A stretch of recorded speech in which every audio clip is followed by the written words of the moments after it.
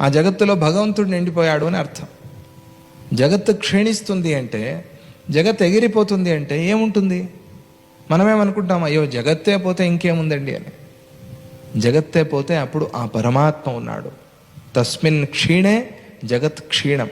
అది చెప్పేస్తే ఇంక వేరే చెప్పాల్సిన పని లేదు. చెడ్డ నీరంతా పోయింది, మంచినీరు వచ్చింది. అలా ఆ చెడు నీరంతా కూడా చిత్తం నుంచి తీసేసి ఆ చిత్తంలో పరమాత్మను నింపగలిగితే చాలా సంతోషం. తస్మిన్ క్షీణే జగత్ క్షీణం తచ్చికిత్స్యం ప్రయత్నత. అందుకనే దానికి చికిత్స చేయాలి, అది చాలా ముఖ్యం. దానికి గనక రోగం వస్తే చాలా కష్టం.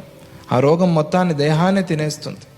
చిన్న చిన్న రోగాలు పర్వాలేదు, జలుబు వచ్చింది ముక్కునే పట్టుకుంటాయి, దాన్ని పెరగనిస్తే దేహాన్నంతా పట్టుకుని జ్వరం అయిపోతాయి. కానీ నిదానంగా తగ్గించవచ్చు. అదే లోపల ఏదైనా ఒక భయంకరమైన రోగం చేరిందనుకోండి, అయ్యో తర్వాత సెప్టిక్ అయిపోతుంది, మొత్తం చెయ్యాలి